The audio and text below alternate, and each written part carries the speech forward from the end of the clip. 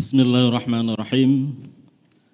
Assalamualaikum warahmatullahi wabarakatuh. A'udzu billah, bismillah, alhamdulillah. Wassalatu wassalamu ala Rasulillah wa ala alihi wa sahabatihi wa mawalah. Wala haula wala quwwata illa billah. Rabbi shrah li sadri wa yassir li amri wahlul 'uqdatam min lisani yafqahu qawli, amma ba'du. Yang sama-sama kita hormati Bapak Rektor dan seluruh sivitas akademika Institut Studi Islam Fahmina ISIP Cirebon, para masyayikh, para kiai, para bunyai yang kami takzimi, yang kami hormati Ketua Yayasan Pembina ISIF, yang saya hormati Koordinator Perguruan Tinggi Islam Swasta Kopertais Wilayah 2 Jawa Barat, hadir bersama-sama kami juga, ini ada, kita selalu memanggilnya Mbak Lis Marhus Nasir, yang juga nanti akan memberikan orasi untuk kita semuanya. Wisudawan dan wisudawati ISIF Fahmina yang berbahagia. Puji syukur kita panjatkan kepada Allah Subhanahu wa Ta'ala, Tuhan yang Maha Kuasa, yang telah memberikan kita kesempatan untuk berkumpul dalam suasana yang penuh dengan semangat intelektual dan juga penuh dengan kesadaran moral. Pada kesempatan ini izinkan saya menyampaikan orasi ilmiah, karena ini ISIF punya kepedulian khusus pada isu-isu kemasyarakatan, juga terlibat langsung dengan aksi-aksi sosial kehidupan kemasyarakatan, maka izinkan saya menyampaikan orasi ilmiah bertemakan tentang tantangan global yang melibatkan isu dehumanisasi dan perubahan iklim, serta kira-kira bagaimana peran penting tokoh agama dan kaum cendekia dalam menjawab permasalahan tersebut. Hadirin yang saya hormati, dunia saat ini dihadapkan pada berbagai tantangan kompleks yang semakin mendesak untuk segera, sekali lagi untuk segera diatasi. Dehumanisasi, yakni penghilangan nilai-nilai kemanusiaan dalam relasi sosial dan perubahan iklim sebagai akibat dari eksploitasi alam yang berlebihan, menjadi dua persoalan yang mengancam eksistensi manusia secara global. Dalam konteks ini, sekali lagi, peran agama dan peran tokoh agama, termasuk peran alumni dari ISIF ini, tidak lagi dapat dipandang sebagai peripheral. Tidak lagi peran mereka kemudian kita anggap peran sampingan, peran pinggiran, tetapi justru harus berada di garis depan untuk menawarkan solusi yang komprehensif dan juga solusi yang berkelanjutan. Dehumanisasi menjadi salah satu fenomena yang marak terjadi dalam berbagai macam bentuk, mulai konflik bersenjata. Kita hari ini menyaksikan bagaimana kemudian pidato Presiden Prabowo di Mesir menyuarakan aspek-aspek yang semacam ini, tetapi kemudian kita melihat bagaimana sikap negara dan pimpinan negara Timur Tengah, kita bisa melihat bersama. Sekali lagi, dehumanisasi menjadi salah satu fenomena yang marak terjadi dalam berbagai macam bentuk, mulai dari konflik bersenjata, ketidakadilan sosial, hingga eksploitasi tenaga kerja. Fenomena ini mencerminkan hilangnya nilai kemanusiaan dalam berbagai macam perspektif kehidupan. Dalam hal ini, maka kemudian pemikiran Presiden keempat kita, Allahumma yarham, Bapak Kiai Haji Abdurrahman Wahid, yang kemarin malam kita memperingati haulnya. Sungguh pemikiran beliau sangat relevan. Gus Dur pernah menyatakan, tidak penting apapun agama atau sukumu, kalau kamu bisa melakukan sesuatu yang baik untuk semua orang, orang tidak akan pernah bertanya apa agamamu. Pernyataan ini mengingatkan kita akan pentingnya mengembalikan esensi kemanusiaan kita. Mengembalikan nilai-nilai jati luhur, nilai yang paling mendasar dari kemanusiaan kita yang sangat inklusif. Tentu dengan inklusivitas itu maka kemudian akan melampaui sekat-sekat identitas kita semuanya. Perubahan iklim adalah krisis global yang tidak terhindarkan. Peningkatan suhu bumi, penggundulan hutan, kenaikan permukaan laut, dan bencana alam yang semakin sering terjadi adalah nyata-nyata tanda-tanda kerusakan ekologis yang tidak bisa kita abaikan sama sekali. Konsekuensi perubahan iklim tidak hanya bersifat fisik, tetapi juga memiliki dampak sosial yang sangat luar biasa, menciptakan gelombang baru pengungsi iklim, konflik sumber daya, dan pada akhirnya kita akan merasakan ketidakstabilan ekonomi. Sekali lagi fenomena dehumanisasi dan perubahan iklim ini akan jalan saling berkelindan. Keserakahan manusia dalam mengeksploitasi alam mencerminkan hilangnya kesadaran akan nilai kemanusiaan dan tanggung jawab kolektif terhadap sesama makhluk hidup. Kerusakan ekologi ini tidak hanya berdampak pada alam, tetapi juga menciptakan ketidakadilan sosial yang semakin parah, terutama bagi kelompok rentan seperti masyarakat adat, perempuan, dan juga anak-anak. Kelompok-kelompok inilah yang selama ini menjadi perhatian serius dari Civitas Akademika ISIF Fahmina Cirebon ini. Di tengah kompleksitas permasalahan ini, agama memiliki potensi besar sebagai kekuatan moral yang dapat menginspirasi perubahan. Ajaran agama yang pada dasarnya mengedepankan nilai-nilai kasih sayang, nilai-nilai keadilan, dan tanggung jawab mampu menjadi panduan dalam mengatasi tantangan dehumanisasi dan perubahan iklim itu. Kita sangat paham betul bagaimana kemudian Islam sebagai sebuah ajaran, Islam sebagai doktrin nyata-nyata memiliki konsep rahmatan lil alamin.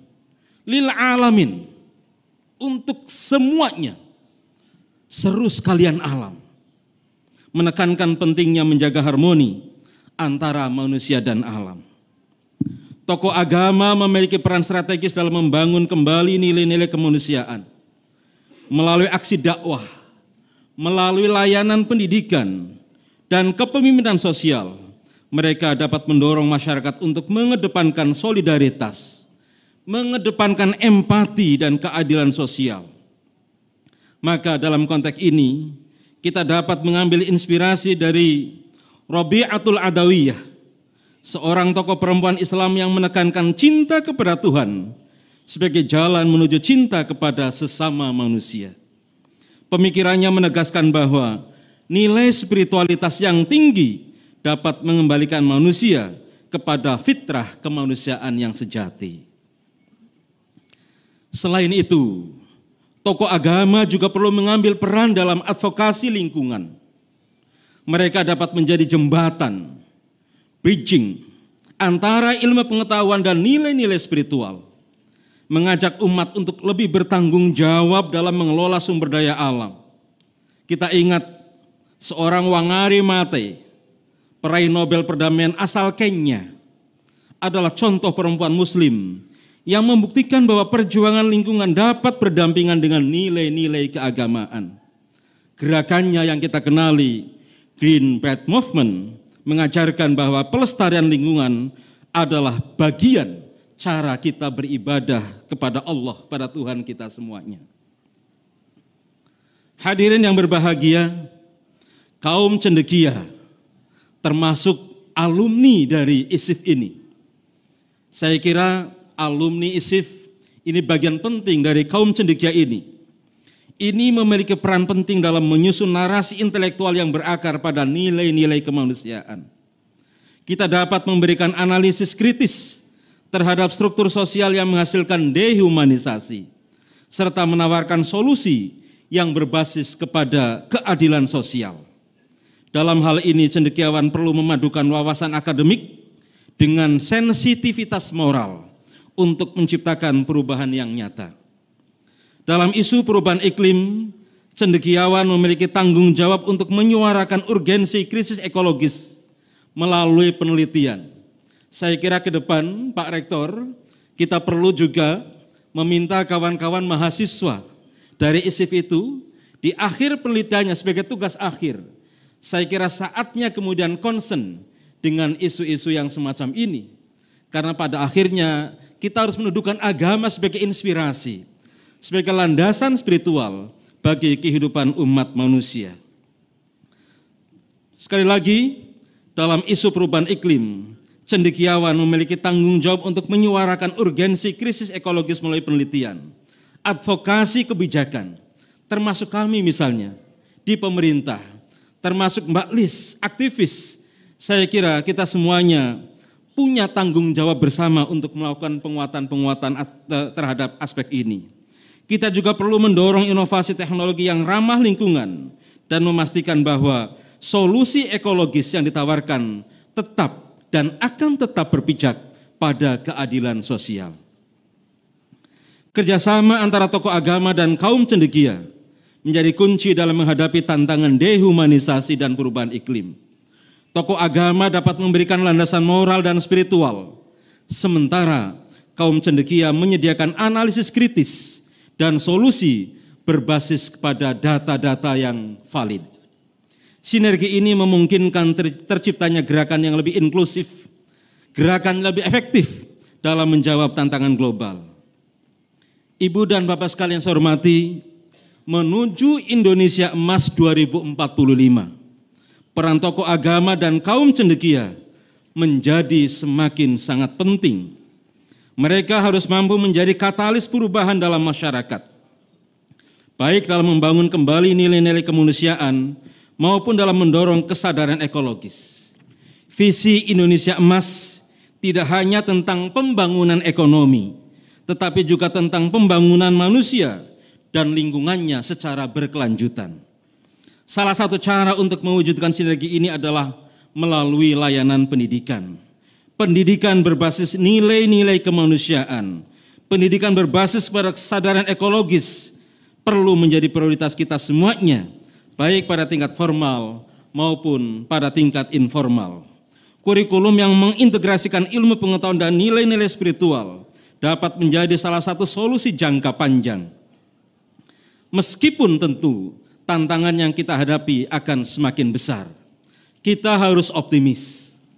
Kita harus optimis bahwa perubahan dapat terjadi dengan kerja keras, sinergi dan komitmen kita.